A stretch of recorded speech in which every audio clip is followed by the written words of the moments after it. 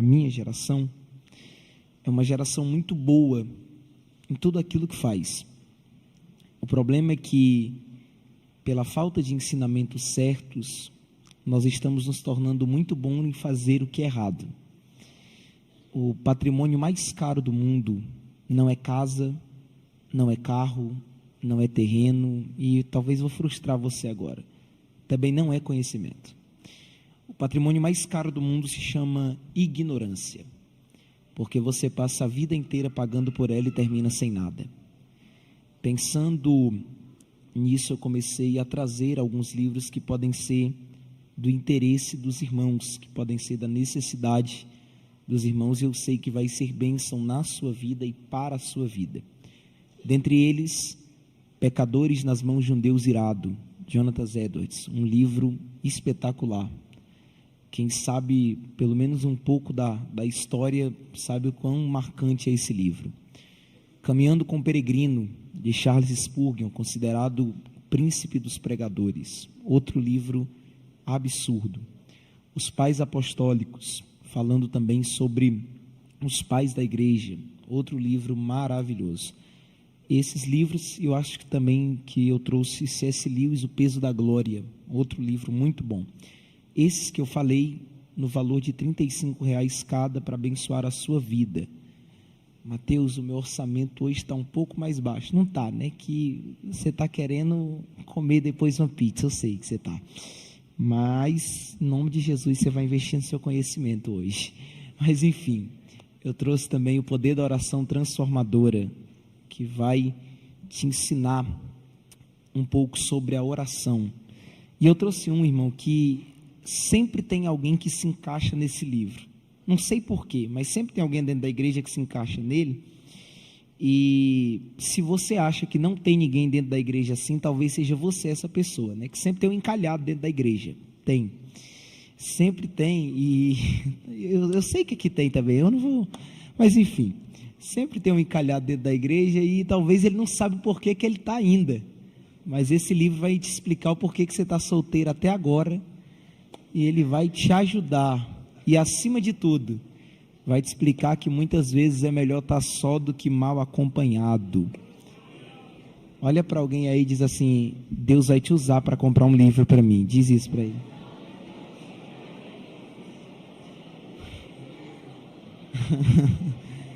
Irmãos, eu trouxe também alguns cones trufados. Não engorda, quem é feio fica bonito e quem está encalhado casa no mesmo ano. É muito forte. Se tu comprar o livro do encalhado e o cone, então aí o mistério é por completo. É algo muito forte. Então no final do culto eu vou estar vendendo lá, tá bom? E em nome de Jesus, abençoa minha vida, irmão, porque a mochila está pesada, está doendo minhas costas, tá bom? Deus abençoe. Gente, eu vou pedir a atenção de vocês, principalmente nos primeiros 10 minutos. Como a introdução, eu começo lento, quase parando, mas depois eu vou pegando o ritmo. O texto que nós acompanhamos, no capítulo de número 24, ele é chamado de o discurso apocalíptico de Jesus, pois ele fala abertamente de temas escatológicos, ou seja, relacionados com o fim da história humana, tal como a conhecemos. Até hoje, esse tema, esse texto do capítulo de número 24 do livro de Mateus tem gerado embates e conflitos, principalmente entre os pré- e pós-tribulacionistas. Jesus estava assentado no Monte das Oliveiras, o local exato onde o profeta Zacarias predissera que o Messias estaria quando viesse para estabelecer o seu reino. Esse era um local completamente apropriado para os discípulos perguntarem a Jesus a respeito de quando ele viria com poder para estabelecer o seu reino, de quando ele viria e o que os discípulos poderiam esperar. A resposta de Jesus vem enfatizando os eventos que aconteceriam antes do fim desta era. Ele ressaltou que os discípulos deveriam se preocupar menos em saber a data exata e mais em estar preparados para o dia da sua vinda, vivendo constantemente de acordo com a maneira que o Pai queria que eles vivessem, de modo que estivessem prontos para a vinda de Jesus a qualquer momento. O que Cristo diz aos seus discípulos tende mais a despertar a sua precaução do que a satisfazer a sua curiosidade. Jesus não fala para tirar a curiosidade dos discípulos. Jesus fala para fazer eles ficarem atentos, para fazerem eles ficarem alertas, para prepará-los para os eventos que iriam acontecer, e não para lhes dar uma ideia de mostrar para eles os próprios eventos. Este é um conhecimento que todos nós deveríamos obter, todos nós deveríamos entender um pouco para estarmos em alerta também, para ficarmos atentos também. Perceba que Jesus está ensinando aos seus discípulos com um propósito, e o propósito é alertar os discípulos do que eles poderiam esperar e se desapegarem do mundo, no qual todas essas tristezas e outras ainda maiores serão experimentadas. Vale lembrar também que os efeitos desses versículos, dessas falas de Jesus, não é frear, segurar, parar, estagnar o entusiasmo pelo retorno de sua vinda, mas é advertir contra os falsos requerentes e a expectativa prematura baseada em sinais mal interpretados. É necessário, gente, um cuidado muito grande no que se refere ao uso das Escrituras. É necessário um cuidado muito grande em relação à palavra de Deus, porque texto fora de contexto sempre virará pretexto para a heresia. E o próprio Jesus, sabendo que entender ao certo essas coisas não é fácil, ele tratou de dar uma aula aos discípulos. Perceba que os discípulos perguntam a Jesus quais seriam os sinais de sua vinda e do fim dos tempos. E a primeira resposta de Jesus é: acautelai-vos, calma aí, que ninguém vos engane. E eu acho essa frase de Jesus muito interessante, porque enquanto os discípulos buscavam sinais, Jesus estava mostrando a verdade. Porque quem se impressiona por sinais é levado por qualquer mentira. Quem se impressiona por sinais é levado por qualquer vento de doutrina barata.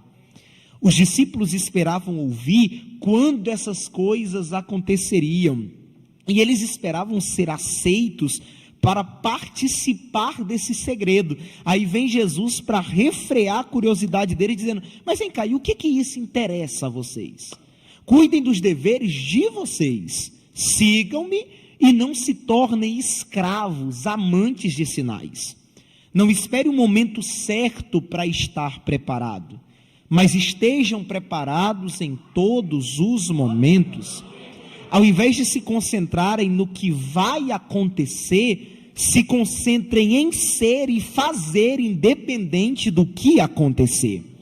O problema é que a natureza dos discípulos é humana, e como humanos nós somos fortemente inclinados a procurarmos sinais.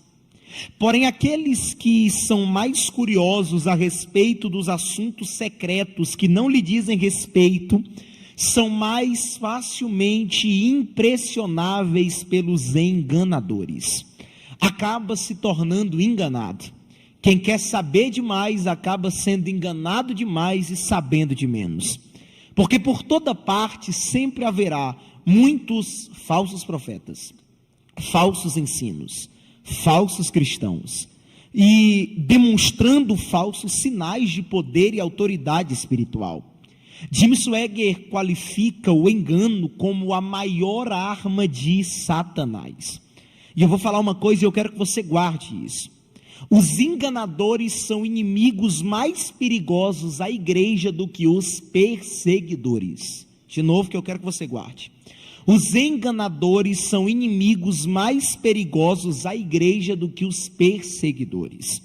E Jesus explica o porquê desse perigo. Versículo de número 5, o texto diz assim: porque muitos virão em meu nome, dizendo, eu sou o Cristo, e enganarão a muitos. Se são muitos falando que são Cristo, então são falsos cristos. Porque havia naquela época uma expectativa geral pelo aparecimento do Messias.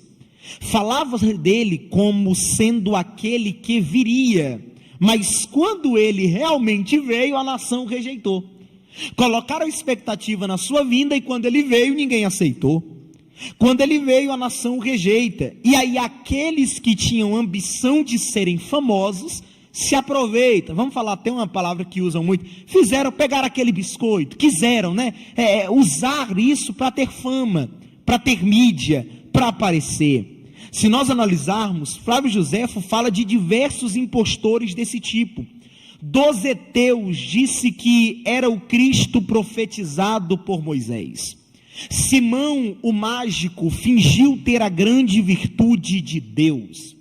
Nos anos posteriores, houve pessoas que fingiram como ele. Um deles, há cerca de 100 anos depois de Cristo, chamava a si mesmo de Bar Kokhba, que quer dizer filho de uma estrela, mas na verdade era Bar Kokhba, que quer dizer filho de uma mentira.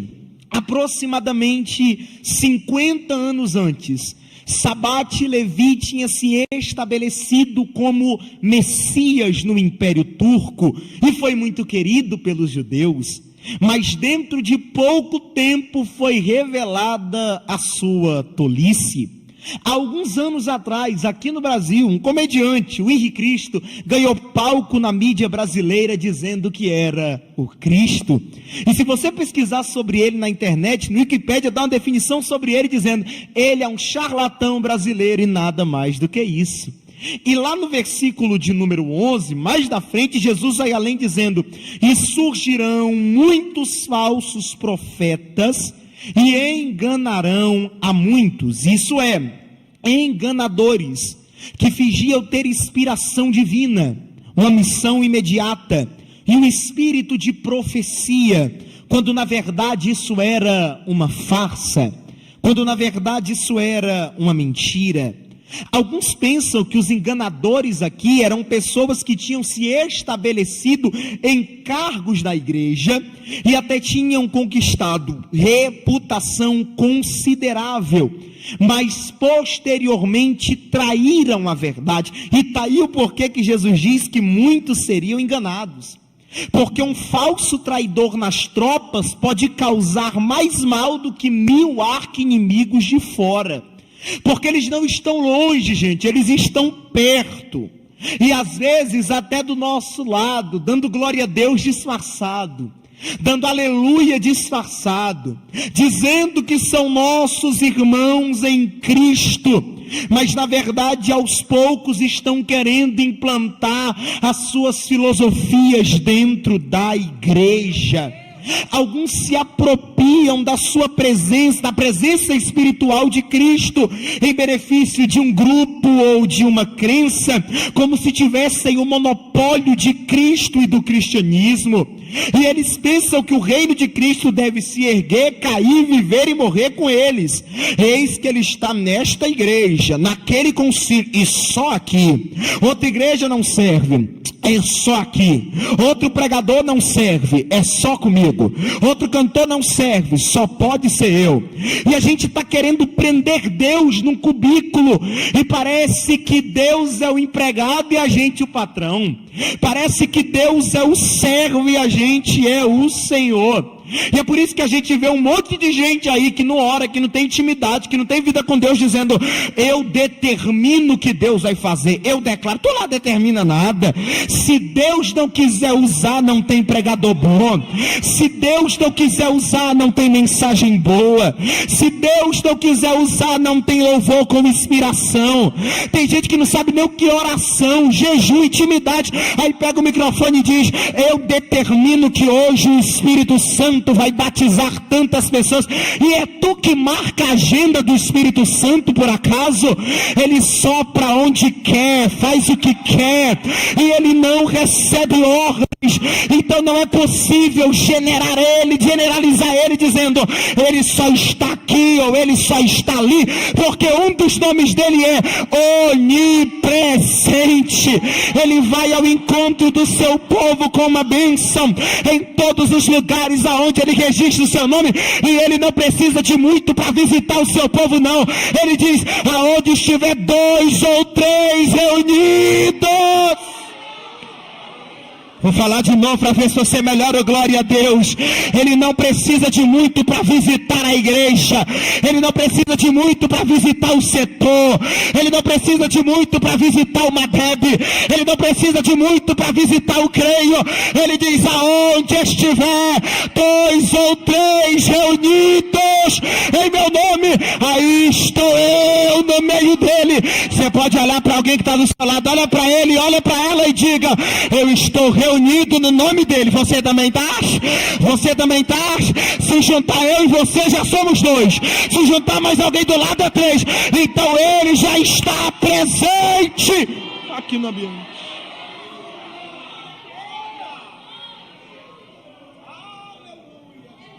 Oh, glória. Grandes são as filosofias humanas que querem tentar nos convencer de coisas erradas, que querem tentar nos tirar do foco, nos tirar da graça, nos tirar da linha. E a única maneira segura de não ser enganado é se concentrar em Cristo e em suas palavras. Capítulo 24, versículo de número 6 e 7, o texto diz assim: e ouvireis de guerras e de rumores de guerras. Olhai, não vos assusteis, porque é mister que isso tudo aconteça, mas ainda não é o fim. Versículo 7: porquanto se levantará nação contra nação, e reino contra reino, e haverá fomes e pestes e terremotos em vários lugares. Vamos lá, vamos falar primeiro das guerras. Segundo uma pesquisa muito conceituada, quase 50% de todos os cientistas do mundo, cerca de 500 mil, estão trabalhando em pesquisas de armas de destruição. Quase 40% dos recursos das nações são colocados na pesquisa e fabricação de armas. Sabe o que é engraçado? Falamos sobre paz, mas gastamos com guerra. Gastamos mais de $1 trilhão por ano em armas e guerras. Com esse valor, poderíamos resolver o problema da fome, do saneamento básico, da saúde pública e da moradia do terceiro mundo com esse dinheiro. O mundo está encharcado de sangue. Houve mais tempo de guerra do que de paz. A aparente paz do Império Romano foi subjugada por séculos de conflitos, tensões e guerras sangrentas. A Europa foi um palco tingido de sangue de guerras engarniçadas. O século XX foi batizado como o século da guerra. Na Primeira Guerra Mundial, cerca de 30 milhões de pessoas foram mortas. Ninguém podia imaginar que no mesmo palco dessa barbárie, no mesmo palco desses assassinatos, 20 anos depois explodisse outra guerra mundial. A Segunda Guerra Mundial ceifou cerca de 60 milhões de vidas. E pasmem, os gastos ultrapassaram $1 trilhão. Hoje falamos em armas atômicas, nucleares, químicas e biológicas, porque o mundo está em pé de guerra. Temos visto irmãos lutando contra irmãos, tribo lutando contra tribo, na Albânia, em Ruanda, na Bósnia, Bósnia, na Chechênia, no Sudão, no Oriente Médio. São guerras tribais na África, guerras étnicas na Europa e na Ásia, guerras religiosas na Europa. E a cada guerra erguemos um monumento de paz para depois começar outra guerra. Só que o texto ainda diz assim: e haverá fomes e pestes, porque a fome é um subproduto das guerras. Gastamos hoje mais de $1 trilhão com armas de destruição, e esse dinheiro resolveria o problema da miséria no mundo, porque entenda, a fome hoje mata mais do que a guerra. É por isso que um presidente americano em 1953 disse: o mundo não está apenas gastando dinheiro nas armas, ele está desperdiçando o suor de seus trabalhadores, a inteligência de seus cientistas e a esperança de suas crianças. Nós gastamos no único avião de guerra 500 mil sacos de trigo, e no único míssil casas novas para 800 pessoas, porque a fome é um retrato vergonhoso da perversa distribuição das riquezas. Enquanto uns acumulam muitos, outros passam fome. A fome alcança quase 50% da população no mundo. É por isso que você não precisa ir muito longe para você ver crianças e velhos com o rosto cabisbaixo de vergonha, com o ventre fuzilado pela dor da fome, disputando com cães restos de comida no lixo. Mas o texto também fala de terremotos, e vamos lá. No ano 46 depois de Cristo, as cidades de Laodiceia, Hierápolis e Colossos foram submergidas por um grande terremoto. Em 79 depois de Cristo, Pompeia foi destruída. Ao longo dos séculos, os terremotos vêm sacudindo a terra. De acordo com a pesquisa geológica dos Estados Unidos, foram registradas de 1890 a 1930, apenas 8 terremotos medindo 6.0. De 1930 a 1960, 18 terremotos. De 1960 a 1979, 64 terremotos catastróficos. De 1980 a 1996, mais de 200 terremotos dramáticos. O mundo está sendo sacudido por terremotos em vários lugares. Os tufões e maremotos têm sepultado cidades inteiras. Desde o ano 79 depois de Cristo, no século I, quando a cidade de Pompeia, na Itália, foi sepultada pelas cinzas, porque o mundo vem sendo sacudido por terremotos, maremotos, furacões e tempestades. Em 1755, por volta de 60 mil pessoas morreram por causa de um terrível terremoto em Lisboa. Em 1906, um avassalador terremoto destruiu a cidade de São Francisco, na Califórnia, e eu poderia te dar uma longa lista falando sobre isso.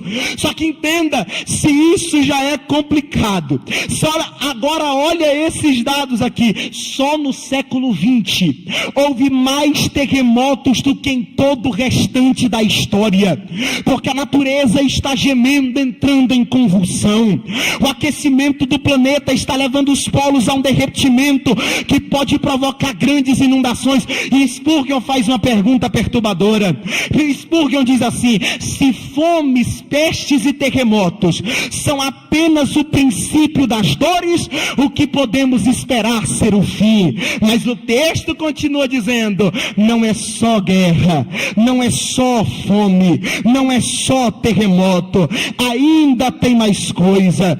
O que? O texto mostra que diz o seguinte: se levantará nação contra nação, a perseguição também aumentará. E agora entenda, ao tempo em que foi escrito o Evangelho de Mateus, as perseguições já estavam ocorrendo. Tiago foi morto, Pedro e os demais apóstolos haviam sido forçados a fugir de Jerusalém. Os cristãos eram odiados por toda parte e morriam nas mãos tanto de judeus como dos romanos.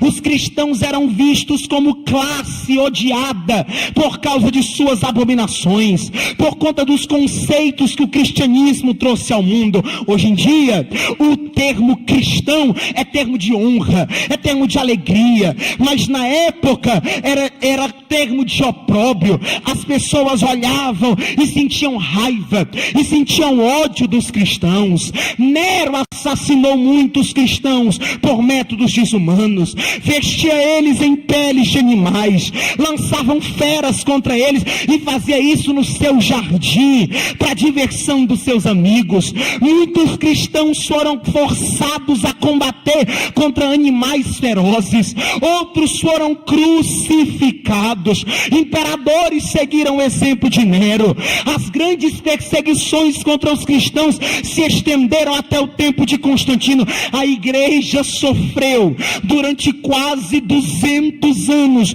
as mais severas desumanidades, e até hoje isso acontece, gente. Pode ser que você não enfrente perseguição intensa, mas nessa hora, nesse exato momento, tem cristãos de outras partes do mundo que estão sendo mortos, que estão sendo assassinados brutalmente por defenderem o evangelho, por defenderem a causa de Cristo. É por isso que quando você está em um culto de missões, por isso que quando você está orando, lembre-se desses servos de Deus que honram as suas vidas lutando pela obra, sendo homens e mulheres nobres na causa de Deus. Entenda que não é porque que você não está sofrendo que alguém não está sofrendo também, porque quando uma parte do corpo de Cristo sofre, todo o corpo sofre. Só que o problema, vai doer agora, mas eu preciso falar, o problema é que hoje nós não estamos preparados para sermos odiados pelo mundo. Nós não estamos preparados para sermos perseguidos pelo mundo. E aí o que é que a gente está fazendo? Para não ser perseguido pelo mundo, vamos se tornar igual a eles. Para não sermos pisoteados pelo mundo, vamos pregar um evangelho light, que não incomoda, mas que também não dá sustento. Nós estamos mudando a nossa identidade para sentar na roda dos escarnecedores. Nós estamos mudando o nosso DNA para fazer a vontade da carne. E hoje em dia não dá mais para diferenciar quem é crente e quem não é, até porque todo mundo é crente, todo mundo pode beber, pode fumar, pode trair, pode adulterar, mas o que importa é postar foto no domingo na igreja, até porque o que vale é o coração, né? E a culpa maior não é de quem faz, a culpa maior é de quem ensina. Mas há um alerta de Deus à sua igreja essa noite, e o alerta de Deus é: eu te chamei para ser sal da terra, eu te chamei para ser diferente. Você pode olhar para alguém que está do seu lado, olha para ele, olha para ela. Se ele estiver dormindo, dá uma glória a Deus no ouvido dele e diga: você não foi chamado para ser o sorvete do mundo. Diz isso para ele. Não, irmão, desse jeito ele não acredita não. Diga: você não foi chamado para ser o sorvete do mundo. Você não foi chamado para ser o chocolate do mundo. Você não foi chamado para ser o mel do mundo. Você foi chamado para ser o sal da terra. O sal precisa ser esfregado na carne, e quando o sal é esfregado na carne arde, mas precisa arder, precisa doer, precisa incomodar, mas é igual remédio, até arde, mas cura, até incomoda, mas cura. Quem pode adorar a ele nesta...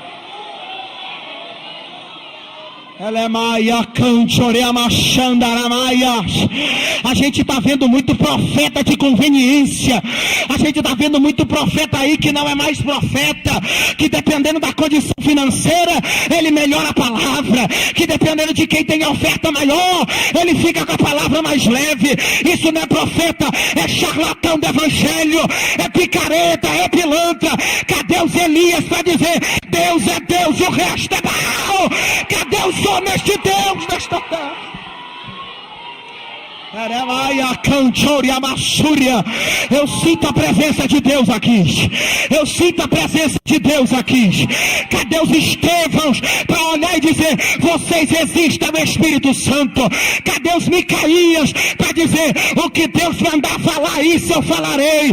Cadê os Josués para dizer: dizer: quem quiser cochear entre dois pensamentos, cocheie, mas eu e minha casa serviremos ao Senhor.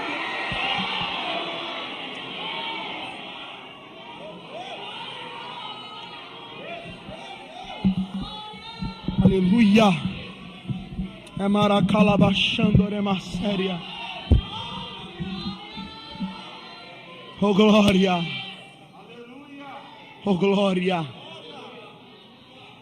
Sabe qual é o nosso maior problema? É que a gente ama dar desculpa. E o problema é que quem é bom em desculpa nunca será bom em mais nada. Vou falar de novo. Quem é bom em desculpa nunca será bom em mais nada. Nós temos a síndrome de Esaú. Lembra de Esaú? Quando quis pegar o guisado de Jacó, Esaú diz: não me dá, mas vai custar a tua primogenitura. Me dá, porque eu estou a ponto de morrer. Me dá, porque se eu não comer do guisado eu morro, porque eu estou com muita fome. Será que não tinha outro alimento mais saudável? Será que não tinha outro alimento que custasse um pouco mais barato do que a primogenitura de Esaú? Remaia canchoria masséria. Será que não tinha outro alimento que não fosse menos severo do que o que Esaú estava prestes a comer naquele dia? Mas é que quem é bom em desculpa nunca será bom em mais nada. Pregador, eu ando com as amizades do mundo, mas é porque senão eu vou ficar sozinho na escola e eu não gosto disso. Pregador, não, eu vou para aquela balada, mas eu nem vou beber, nem vou fumar, nem gosto disso. Aquelas músicas que tocam muito alto, eu vou só para fazer companhia. Mas é que por trás dessa tua desculpa tem alguém que não está preparado para dizer não para o guisado de Satanás. Eremaia Xandoremia Súria. Nós não estamos preparados. Nós não estamos preparados para chegar e dizer: pecado ainda é pecado. Mentira ainda é mentira. Corrupção ainda é corrupção. Mas eu creio que Deus está levantando uma geração que não vai ter medo de falar a verdade, que não vai ter medo de pregar a palavra, e ainda que alguém olhe, faça bico, cruze o braço, ele diga: cruzando o braço ou não, fazendo bico ou não, me matando ou não, eu vou falar tudo que Deus me mandar falar. Oh glória! Versículo 10. Nesse tempo, muitos serão escandalizados, trair-se-ão uns aos outros, e uns aos outros se aborrecerão. Porque quando a profissão começa a custar caro para os homens, eles se ofendem. Por quê? Porque eles até querem ser crente. Só que o problema é que eles querem ser crente podendo fazer tudo também.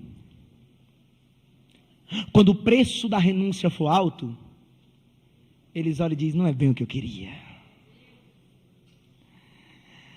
Quando começar a gerar conflito, eles vão dizer: não era o que eu pensava. E aí eles vão fazer o quê? Vão se afastar de vez. Paulo sempre reclama desses tipos de pessoas que começaram bem, mas foram impedidos por alguma coisa. Eles estavam conosco, mas saíram de nós, porque jamais foram nossos verdadeiramente. Só que eu vou falar algo aqui, eu quero que você entenda.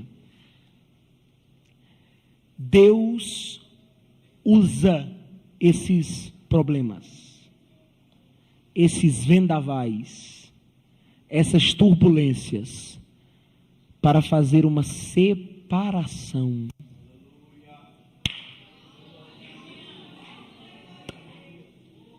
Para selecionar quem é e quem não é.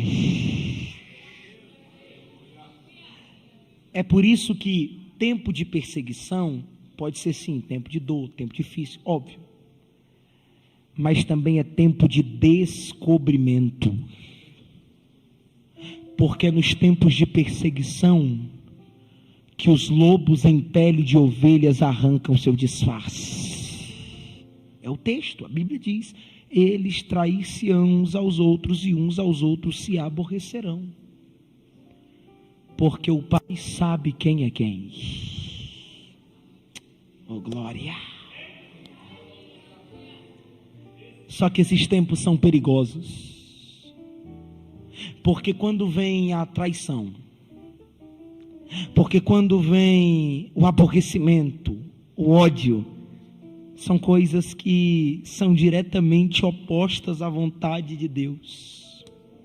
E guarde isso, em tempos enganadores, quando surgem os falsos profetas, e em tempos de perseguição, quando os santos são odiados, pode-se esperar duas coisas. Primeiro, multiplicação da iniquidade. Segundo, diminuição do amor. Por que multiplicação da iniquidade? Porque embora o mundo esteja mergulhado na maldade, ainda existem ocasiões em que pode-se dizer que a iniquidade pode vir ainda maior. E a diminuição do amor, consequência da multiplicação da iniquidade. Porque se multiplicar a iniquidade, o amor de muitos se esfriará. E aí vamos no versículo 12, e eu já estou encerrando. E por se multiplicar a iniquidade, o amor de muitos esfriará. Por quê? Porque a tendência, gente, é que em períodos de tensão, perseguição, fome, etc., a tendência é que todos se tornem egoístas, que se esqueçam uns dos outros, que se importem consigo mesmo. E aí o que acontece? Sabendo disso, eles perdem-se o amor, perde a alegria, perde a paz, e só resta o amor próprio. E nessas ocasiões nós se esquecemos de quem somos, esquecemos que Deus nos chamou para levantar e não para matar, esquecemos de que nós somos servos de Deus e você é meu irmão. E se você tem um problema, nós temos um problema. Nós esquecemos disso, porque o amor se esfriou, porque a iniquidade se multiplicou. E aí entenda, o amor esfria, mas o ódio não. O mundo estará sem referência, perdido, confuso, sem balizas morais, sem norte ético. E aí testemunharemos a desintegração da família, a falência das instituições, o colapso dos valores morais e espirituais. Você sabia que o índice de fidelidade conjugal já é alarmante? O índice de divórcio já passa de 50% em alguns países. As pessoas já casam sabendo que vão separar, gente. As pessoas já casam e não tem mais uma espiritualidade nisso, não tem mais um amor sincero, profundo nisso, porque se casam sabendo que vão separar. A homossexualidade é aplaudida, a pornografia tornou-se uma indústria poderosa, o narcotráfico afunda a juventude no pântano das drogas, a corrupção moral está presente nas cortes, nos palácios, nos parlamentos. E o que acontece? As instituições estão se tornando desacreditadas, a corrupção religiosa é alarmante, as pessoas estão brincando com o sagrado, porque o sagrado foi deturpado. E o que é que nós estamos vendo? Depravação moral, revolução sexual, rendição às drogas, dissolução da família, violência urbana, e talvez o pior disso, que você pode achar que não, mas é solidão. Porque entenda, parece algo contraditório que eu vou falar, mas é verdade. No século da comunicação, no século da rapidez, no século dos transportes, as pessoas estão morrendo de solidão. Já parou para perceber? Muitos seguidores no Instagram, mas não tem um amigo quando precisa. Olha para alguém e diz aí, dá glória para não parecer que é indireta, diz isso para ele. Muitos amigos no WhatsApp, mas não tem um quando a situação aperta. Tudo isso por conta do esfriamento do amor. Posso falar mais? Nunca se viu um tempo aonde é tão fácil dizer eu te amo.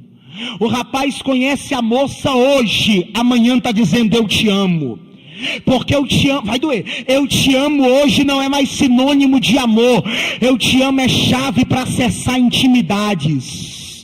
E é engraçado que as pessoas hoje conseguem olhar no nosso olho falando de amor, mas te odiando, falando de amor, mas planejando mal, porque o amor vem se esfriando, e quando a iniquidade abunda, a iniquidade enganadora, perseguidora, o amor esfria. Os cristãos acabam se intimidando, acabam suspeitando uns dos outros, acabam se distanciando, as distâncias se criam, formam-se grupos, e desta maneira o amor resulta em nada. E escute uma coisa, o diabo é o acusador dos irmãos, não somente para os seus inimigos, o que faz abundar a iniquidade perseguidora, mas entre si, com que faz que o amor de muitos esfrie.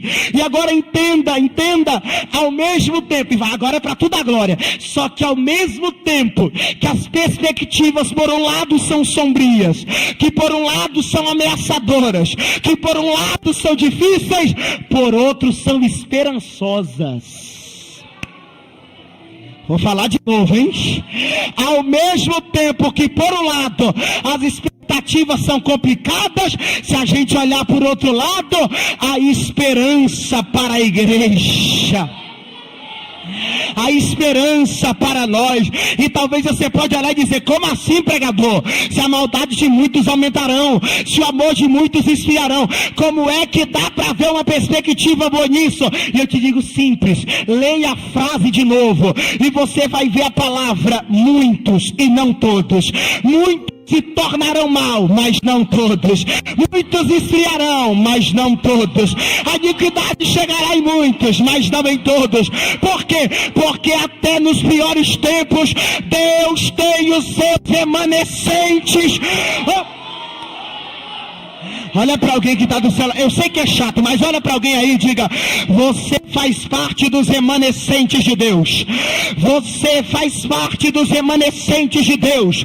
E agora eu quero ver quem dá da glória. A esses remanescentes há uma promessa. E qual é a promessa? Aquele que perseverar até o fim será salvo. Erebaia calamachanda.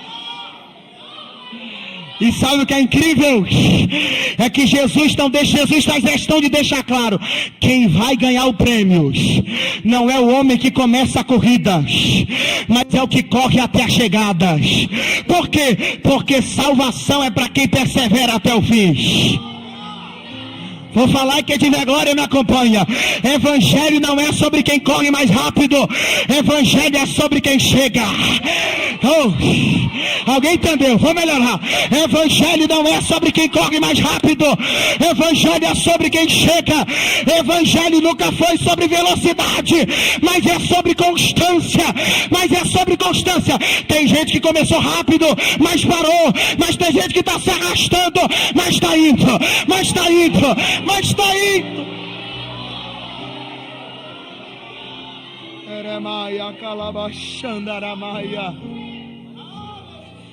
Sabe por que isso é uma esperança para a igreja? Porque a gente sabe que embora muitos se magoem, que embora muitos se frustrem, que embora muitos saiam da igreja, ainda há os remanescentes que irão perseverar até o fim. E isso é especial, porque quando vemos tantos se afastando, temos a tendência de temer que a causa de Cristo vá afundar, por falta de quem o apoie, por falta de quem professe o nome dele. Mas é aí que está o detalhe mais lindo de tudo isso: a causa é de Deus, o dono da embarcação é Deus, e ele não deixará a sua causa ser frustrada. Ele sempre separará os seus remanescentes. Aquele que ele separa, ele aperfeiçoa.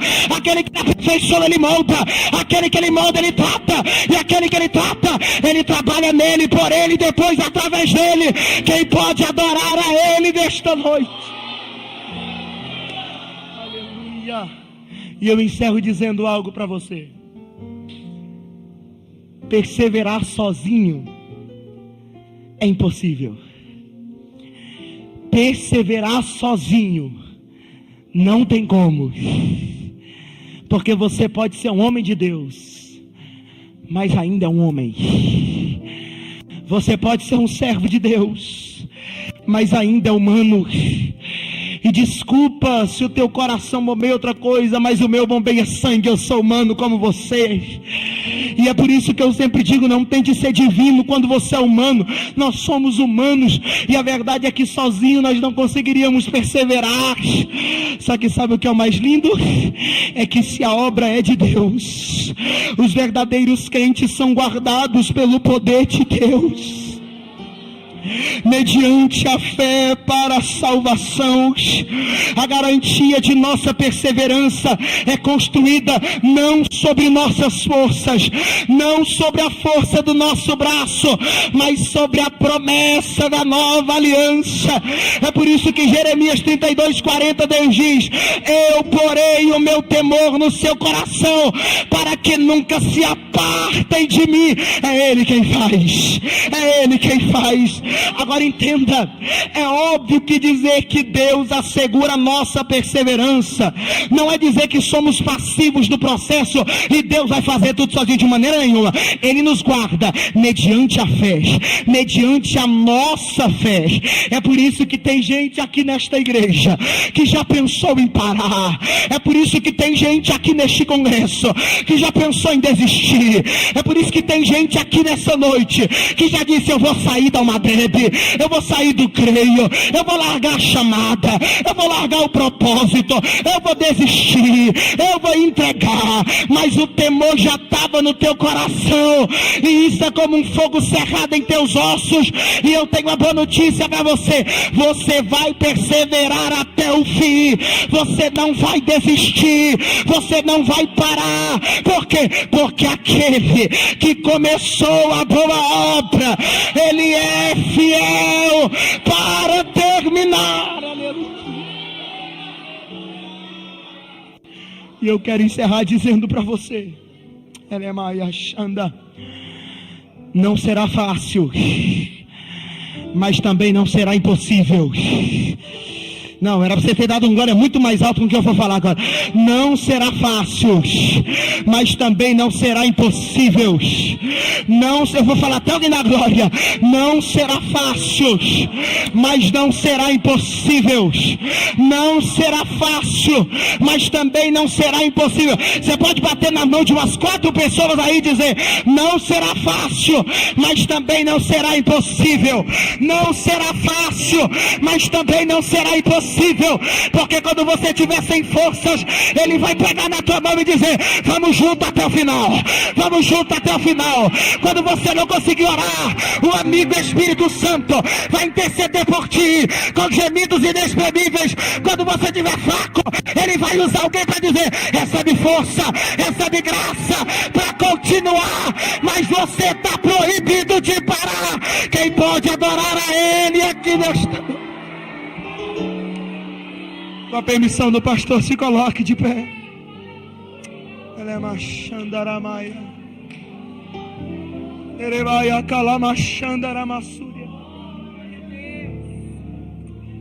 Aleluia, Jesus. Eu já vou encerrar, mas eu queria que você de pé encurvasse a sua cabeça agora.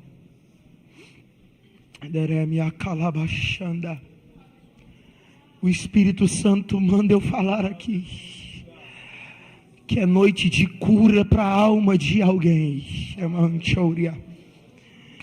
Só Deus sabe o quanto esse congresso, o quanto esse culto seria essencial para vocês. Porque tem gente aqui nessa noite que estava prestes a parar. Porque tem gente aqui nessa noite que estava prestes a desistir. Você está fraco, você está sem forças, está difícil a situação, o negócio está complicado, mas o amigo Espírito Santo está aqui nesta noite. E eu tenho uma palavra para liberar sobre a sua vida: você vai até o fim. Você vai até o fim. Recebe quem quer, mas você vai até o fim. Não por causa das tuas forças, não por causa dos teus esforços, não por causa de quem você é, mas por causa deles. Mas por causa deles. Receba força esta noite. Faz a tua oração agora. Eu vou deixar você fazer a tua oração. Faz a tua oração agora. Seja sincero com Ele. Seja sincero com Ele. Por mim eu parava agora. O cansaço me atingiu e eu desacelerei. Tá parecendo com alguém aqui hoje. O ânimo em mim sumiu e eu parei. Parei pra respirar um pouco e não desisti. Mas mesmo assim, talvez você está dizendo, ó, por mim eu parava agora. Meu coração entrou em alerta, ficou exausto. Eu sinto medo que me aperta e me deixa assustado. Já teria tempos parado.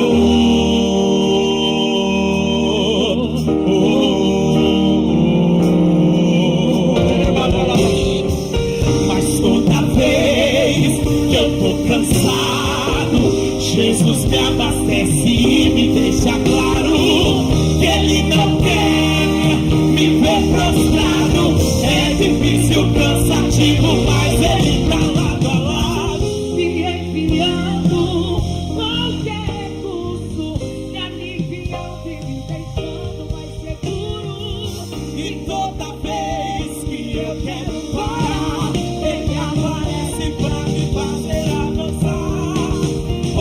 Eu já teria desistido, mas por Ele eu chego lá. Isso. E é por causa dele que eu não parei nem desisti. E é por causa dele que eu levantei e decidi seguir. E é por causa dele que eu ainda continuo a lutar. Por causa de Jesus que sempre me conduz, eu sei que eu chego lá. Porque quando eu não der conta, Ele vai me ajudar. Quem pode adorar? Ele vai me ajudar. Ele vai. Receba a força do céu. Levanta sua mão, declara isso. Se você sabe, canta, vai. Mas toda vez que eu tô cansado, Jesus me abastece e me deixa claro que Ele não quer me ver prostrado. É difícil, cansativo, mas Ele tá lado a lado, me enviando qualquer recurso, me aliviando e me deixando mais seguro. E toda vez que eu penso em parar, Ele aparece pra me fazer avançar. E eu já teria desistido, mas por Ele eu chego lá. É por causa dele que eu ainda não parei nem desisti. É por causa dele que eu levantei e decidi seguir. É por causa dele que eu ainda continuo a lutar. Por causa de Jesus que sempre me conduz, eu sei que eu chego lá. Porque quando eu não der conta, Ele vai me ajudar. Você pode adorar. Você pode adorar a Jesus nessa noite?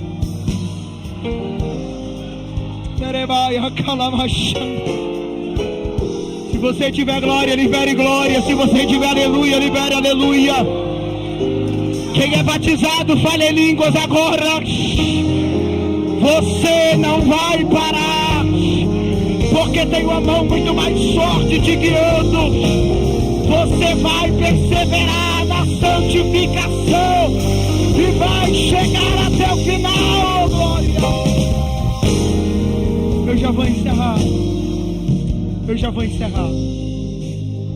Mas eu não posso encerrar sem cumprir a minha obrigação como pregador da palavra de Deus.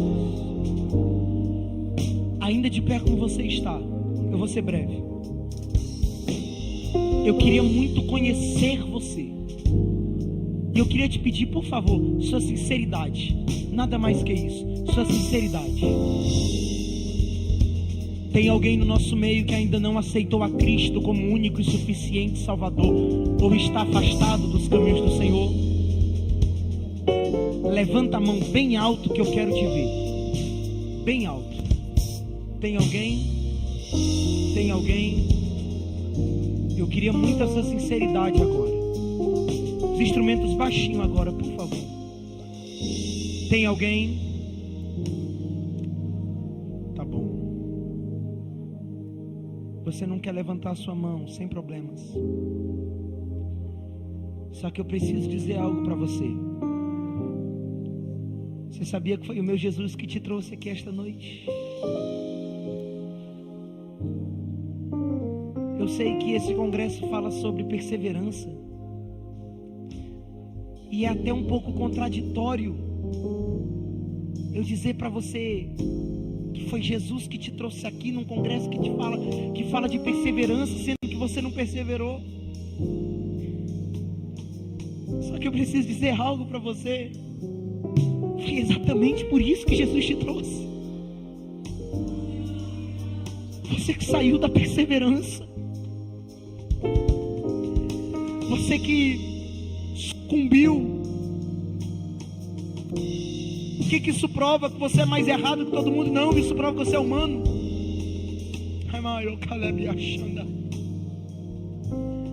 Isso prova que sozinho você não deu conta.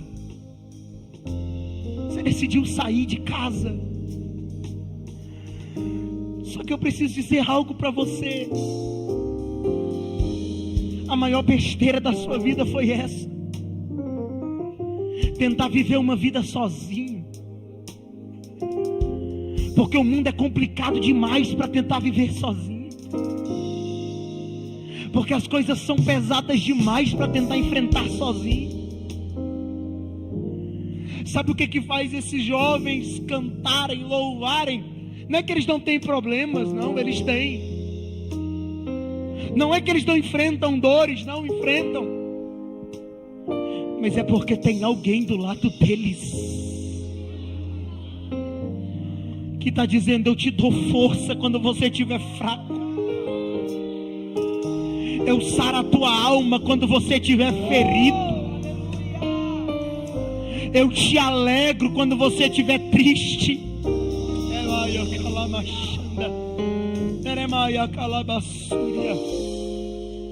Você moço, moça que está afastado, que não é crente, eu preciso dizer para você, você sabe do que eu estou falando. Evangelho não é um mar de rosas. Tem vezes que essas pessoas que estão aqui não querem cantar, não querem pregar. Eu mesmo tem vezes que não quero pregar. Mas a graça vem, nos levanta e diz: eu sou contigo, independente desses momentos. E Ele é tão fiel, Ele é tão maravilhoso, que Ele te trouxe aqui essa noite para dizer: você errou, você falhou, você saiu de casa, mas a minha graça tem a medida do teu coração. Mas a minha graça ainda que te levantar. Sozinho você não dá conta. E não adianta, porque farmácia não vende remédio para a alma. Eu digo isso sempre. porque hospital não dá injeção para a alma. Você pode se dopar e quando você acordar, a tua alma ainda está ferida. Mas o Jesus que cura almas, o Jesus que sara os corações, te trouxe aqui nesta noite para dizer: volta para o lugar de onde você nunca deveria ter saído. Cadê você, moço e moça que quer aceitar e voltar para Jesus? Eu sei que tem gente aqui nessa noite. Tem pelo menos um rapaz e uma moça que precisam voltar. Você já sabe que eu estou falando com você. O Espírito Santo já falou com você. E a Bíblia diz: se ouvirdes a voz do Espírito Santo, não endureçais o vosso coração. Você sabe que o teu lugar é aqui, sabe que o teu lugar é dentro de casa.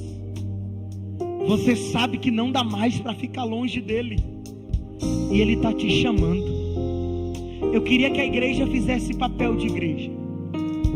Se você está do lado de alguém que não é crente ou que está afastado, toca no ombro dele, no ombro dela. Não deixe ele desconfortável, não obrigue ele, mas diga para ele, diga para ela: se você quiser, eu vou lá com você. Diga isso para ele, diga isso para ela: se você quiser, eu vou lá com você. Há um convite da graça, e você sabe que o meu Jesus está te chamando. Ô moça, você sabe que o meu Jesus está te chamando. Você sabe que o teu lugar é aqui dentro. Corre para cá.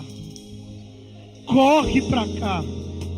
Porque Ele quer mudar a tua história hoje.